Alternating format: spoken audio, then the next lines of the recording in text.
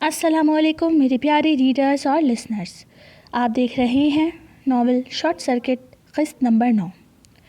سلطان سر، تمہاری وجہ سے بہت نکمی ہوتی جا رہی ہوں میں۔ آج نیلم بھرپور مسکرا رہی تھی۔ سلطان نے اس کے جواب میں اسے مسکرا کر دیکھا۔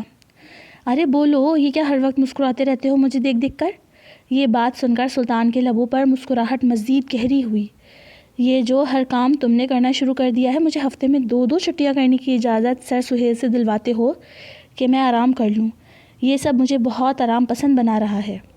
مجھے بہت اچھا لگتا ہے مس، جب آپ پرسکون ہوتی ہیں، اور میں آپ کا اسسٹنٹ ہوں، یہ میری ذمہ داری ہے۔ وہ اسسٹنٹ کمشنر خود کو ایک اسسٹنٹ ٹیچر کے طور پر پیش کر کے بڑا خوش تھا۔ فون ہے تمہارے پاس؟ نیلم کے کہنے پر اس نے اچنبھے سے اسے دیکھا۔ چہرے کی مسکراہٹ سمٹی۔ وہ اصل میں نیلم کے منہ سے یہ جملہ سننے کی امید ہرگز نہیں کر رہا تھا۔ ارے اتنا حیران ہو کر پوز کیوں ہو گئے؟ کبھی کوئی ضرورت پڑے، میں آف پر ہوں تو بات تو ہو جائے گی۔ نیلم نے صفائی دی تھی اپنی عادت کے برعکس۔ ایک لڑکے کا نمبر مانگنا اسے خود مانگنے کے بعد عجیب سا لگا۔ نہ جانے وہ یہ بات کیوں کر گئی تھی۔ سلطان نے اپنے حواس سنبھالتے ہوئے اپنا نمبر ایک پیپر پر لکھ کر دیا۔ وہ بہت زیادہ خوش تھا۔ لگ رہا تھا پتھر پر دراڑ پڑنے لگی ہے۔ پچھلے چند مہینوں سے آصف صاحب کی طبیعت میں اس دوا کے استعمال سے بہتری تھی۔ انہیں گھر خرچ میں بہت تنگی ہونے لگی تھی۔ 6000 کے حساب سے وہ کئی مرتبہ وہ دوا محسن دوائی والے سے منگوا چکی تھی، لیکن کیونکہ آصف صاحب کی طبیعت بہتر تھی، اسی لیے وہ سب مطمئن اور پرسکون تھے۔ دوسری طرف سلطان کا خاموش ساتھ اب نیلم کو اچھا لگنے لگا تھا۔ پچھلے چند مہینوں میں اس نے نیلم کے دل میں جگہ بنائی تھی۔ وہ اس کے حصے کے کام خود کر دیتا۔ سر سہیل کو ایکسٹرا پیسے دے کر نیلم کو ہفتے میں 2 دن کی چھٹی دلواتا، جس سے نہ اس کے پیسے کٹتے اور وہ اطمینان سے آصف صاحب کو ہاسپٹل بھی لے جاتی اور آرام بھی کر لیتی۔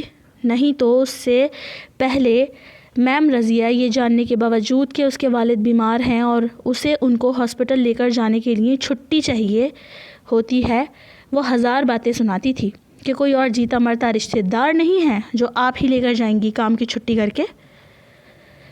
خیر، سلطان کی وجہ سے اب اس کی زندگی میں بڑا آرام تھا۔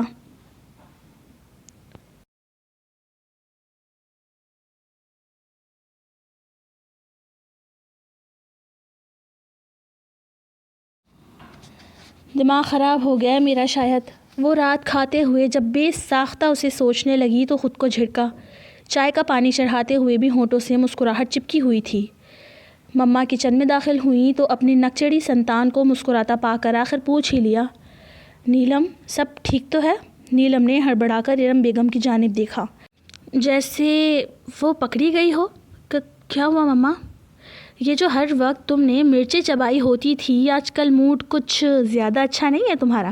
سب خیر تو ہے نا؟ وہ بھی مسکرا کر پوچھ رہی تھی۔ جی مما، آپ بھی نا نہیں ہنستی تھی جب آپ یہ کہتی تھی کہ ہنستی نہیں ہو، اور اب ہنس رہی ہوں تو بھی آپ کو پرابلم ہے۔ نیلم نے مصنوعی خفگی دکھاتے ہوئے کپوں میں چائے انڈیلی تھی۔ یہ کس نے کہا کہ تمہارے ہنسنے سے پرابلم ہے؟ میں تو وہ وجہ پوچھ رہی ہوں جس کے باعث اتنی بڑی تبدیلی آئی ہے۔ پاپا کی طبیعت ماشاءاللہ کافی بہتر ہے اور زندگی میں سکون سا آ گیا ہے۔ اس نے دل کی بات کی۔ ہاں یہ بات تو ہے، اللہ کا شکر ہے، لیکن نیلم یہ دوا بہت مہنگی پڑتی ہے۔ میری شوگر اور بلڈ پریشر کی دوا بھی ساتھ ملا لو تو کم از کم 10,000 مہینے کا خرچ ہے۔ تم لوگ اتنی محنت کرتے ہو اور سب دوائی میں ختم ہو جاتا ہے۔ مہینے کے آخر میں روٹی بھی کھانا مشکل لگتی ہے۔ نیلم کے ذہن سے سلطان کا خیال جھٹک چکا تھا۔ پریکٹیکل لائف کے مسئلے انسان کو خوابوں کی دنیا میں رہنے ہی کہاں دیتے ہیں۔ بس مما یہی سوچ رہی ہوں کہ کیا کیا جائے۔ ٹیچنگ کے علاوہ کوئی جاب مل ہی نہیں رہی ہے مجھے کم تعلیم ہونے کی وجہ سے۔ دونوں ماں بیٹیاں چائے پیتے پیتے باتیں کر رہی تھیں۔ مجھے کچھ چیکنگ کا کام کرنا ہے، شان آئے گا کام سے تو میں اسے کھانا دے دوں گی، آپ سو جائیے، آرام کیجیے۔ نیلم نے ماں کو آرام کا کہہ کر کاپیاں تھامی اور صحن میں پڑی چارپائی پر جا کر بیٹھی۔ موبائل اس کے پاس پڑا تھا۔ اس کا دل کچھ گنگنانے کو کر رہا تھا۔ اس نے موبائل اٹھایا اور اپنی سریلی آواز میں گنگنانے لگی، میں تیرے کل میں ہوں، آج میں ہوں، میں تیری سانسوں کے ساز میں ہوں، آنکھیں جھکا کر سن لے مجھے تو، میں تیرے دل کی آواز میں ہوں، تو حوصلہ ہے تو ہے ارادہ، آدھی میں تجھ میں مجھ میں تو آدھا۔ آج بہت عرصے بعد اس نے گانا گایا تھا۔ اب وہ اپنی ہی آواز کو دوبارہ سن رہی تھی، اور بھی کوئی بہت دور اس وائس ریکارڈنگ سے لطف اندوز ہو رہا تھا۔ ابھی پورا بھی نہیں سنا تھا کہ موبائل کی اسکرین پر ایک میسج جگمگانے لگا۔ سلطان کو خوبصورت لمحوں میں مداخلت پر اس میسج کرنے والے پر بہت غصہ آیا، لیکن جوں ہی اس نے میسج پڑھا، سلطان کا دل کیا ناچنے لگے۔ نیلم کا میسج تھا: السلام علیکم سلطان، آپ سو تو نہیں رہے؟ ہائے تمہاری یاد سونے ہی کہاں دیتی ہے، سلطان نے بآواز بولا، ہاتھ دل کے مقام پر رکھا ہوا تھا۔ وعلیکم السلام مس، جاگ رہا ہوں، آپ حکم کیجیے۔ اس کا دل خوشی سے اچھل رہا تھا۔ نیلم نے تو یوں ہی بات کرنے کے لیے سلطان کو میسج کر ڈالا تھا، کوئی ایسا ضروری کام نہ تھا، لیکن پھر بھی بات تو بنانی تھی، تو اگلا میسج کیا۔ وہ اصل میں یہ سیٹ پڑا ہے میرے سامنے انگلش کا، آگے کا کچھ ورڈ بھی پریپیئر کرنا ہے۔ اس نے جملہ ادھورا چھوڑا۔ نو پرابلم، کل ہو جائے گا۔ سلطان نے عزلی تابعداری کا مظاہرہ کیا۔ نیلم ہمیشہ کی طرح خوش ہو گئی تھی۔ میں نے آپ کو ڈسٹرب تو نہیں کیا ہے نا، آپ کیا کر رہے ہیں؟ نیلم نے خود ہی مزید بات بڑھائی۔ کہیں نہ کہیں وہ سلطان کی روشن کالی آنکھوں میں اپنے لیے پسندیدگی بھانپ چکی تھی۔ میں بس آپ کو ہی یاد کر رہا تھا، سلطان نے سچ بولا۔ مجھے کیوں یاد کر رہے تھے؟ نیلم نے خلاف توقع نہ غصہ کیا نہ ہی کوئی الٹا جملہ بولا، بلکہ یاد کیے جانے کی وجہ دریافت کی۔ ایسا ہوتا ہی ہے، لڑکی کا ہر مرد کے لیے جو رویہ ہو، اس کے برعکس وہ اپنے پسندیدہ مرد کے لیے بالکل مختلف رویہ رکھتی ہے۔ بس پتہ نہیں، میں گھر آ کر بہت مس کرتا ہوں آپ کو۔ سلطان کی بات پر وہ شرم سے لال پیلی ہوئی تھی۔ نچلا ہونٹ دبائے اس نے پھر میسج کیا۔ وہی تو پوچھ رہی ہوں سر، ایسا کیوں ہے، اتنا کیوں یاد کرتے ہیں؟ وہ شاید اظہار سننے کی منتظر تھی۔ اس میسج کے جواب میں سلطان نے اسے کال کر ڈالی۔ میں اگر بتا دوں کہ کیوں یاد آتی ہیں آپ، تو ناراض تو نہیں ہو جائیں گی؟ سلطان نے ڈائریکٹ یہی بولا۔ یہ تو آپ کی بات پہ منحصر ہے، نیلم نے انتہائی دھیمے لہجے میں کہا۔ آج آواز میں مردوں سی سختی نہ تھی، لڑکیوں جیسی نزاکت تھی۔ نہیں، اصل میں آپ کو غصہ جلدی آ جاتا ہے نا، میں آپ کی ناراضگی مول نہیں لے سکتا۔ اف، اس کا عاشقانہ لہجہ! نیلم کی دل میں بھی گدگدی سی ہو رہی تھی۔ اچھا، اتنا خوف کیوں؟ سوال تو آپ نے بہت سارے کر لیے ہیں، لیکن میں 3 حروف میں ان سب کا جواب دینے کی صلاحیت رکھتا ہوں۔ امپریسو، تو پھر دیجیے۔ ابھی تک سب بالکل رومانٹک لونگ کپل جیسا ہی چل رہا تھا، تو پھر سنیے۔ یہاں تک تو نیلم نے سنا، پھر دروازہ زور و شور سے دھڑدھڑایا گیا تو وہ زور سے چیخی، آ رہی ہوں شان!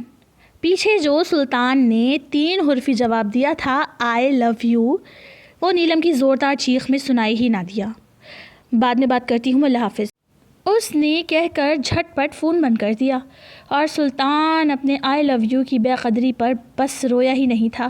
فون کی تاریک اسکرین کو گھورتے وہ سخت بدمزہ ہوا تھا۔ آپ کی امی کی طبیعت کیسی ہے سر اب؟ نیلم نے سلطان کے کلاس میں داخل ہوتے ہی پوچھا۔ وہ تو اللہ کا شکر بالکل ٹھیک ہیں، آپ بتائیں؟ کل بات کرتے کرتے اچانک غائب۔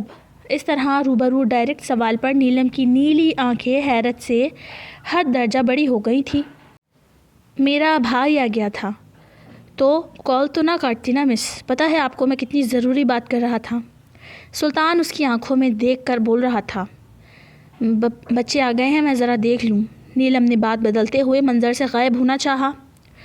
ایسا تو کچھ نہیں کہا تھا سلطان نے جو وہ اتنا شرما رہی تھی۔ بس ایک بات سن لیں مس نیلم۔ نیلم نے پلٹ کر دیکھا۔ میں نے ساری رات آپ کی کال بیک کا انتظار کیا ہے کل۔ پاگل ہیں کیا آپ سر؟ ساری رات کیوں جاگے آپ؟ نیلم کو حیرت ہو رہی تھی۔ وہ بے یقینی سے اسے دیکھے گئی۔ مجھے لگ رہا تھا کہ رات کے کسی پہر جب آپ کو یاد آئے گا کہ ہماری بات ادھوری رہ گئی ہے تو شاید آپ مجھے دوبارہ یاد کر لیں، لیکن خیر، میں آج اسکول کے بعد آپ کے والد کی عیادت کے لیے آپ کے گھر آنا چاہتا ہوں۔ خواص و خزاں کے رنگ نیلم کے چہرے کو گلنار کر رہے تھے۔ اس نے مسکرا کر ہلکا سا سر کو جنبش دی تو سلطان گہرا مسکرا اٹھا۔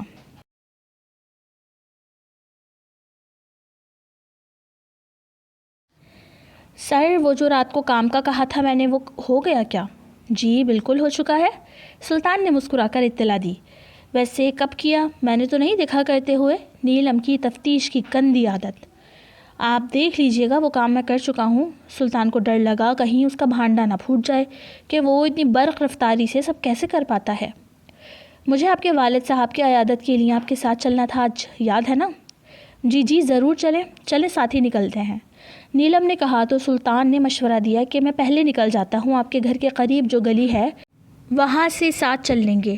نیلم نے آنکھیں سکیڑ کر دیکھا۔ ایسا کیوں؟ ساتھ چلنے میں کیا تکلیف ہے؟ لہجہ کھڑا تھا۔ وہ اسی لیے کہ ہمیں ساتھ دیکھ کر آپ کے محلے والے، ایون کہ یہیں اسکول میں لوگ آپ پر باتیں نہ کسیں۔ لوگ لڑکیوں کے کردار پر بہت نکتہ چینی کرتے ہیں۔ اسے اتنا لبرل مرد ہونے کے باوجود اتنا احساس تھا اس کی عزت کا۔ نیلم اس کی بات پر طنزیہ مسکرائی۔ سر سلطان، تم نے مجھے غلط سمجھا ہے۔ میں نے اس زمانے کو، اس اسکول کو اور اس محلے کے بے حس لوگوں کو جوتے کی نوک پہ رکھ رکھا ہے۔ مجھے کوئی فرق نہیں پڑتا کسی بات سے۔ میں نے سب کو اپنے پیٹھ پیچھے بکواس کرنے کی اجازت دے رکھی ہے۔ منہ پر میرے کسی کو کچھ بولنے کی ہمت نہیں۔ میں جو کرتی ہوں بے خوفی سے کرتی ہوں، ڈنکے کی چوٹ پر۔ جو لوگ میرے لیے خیر خواہی کے جذبات نہیں رکھتے، ان کی باتوں سے مجھے کوئی فرق نہیں پڑتا۔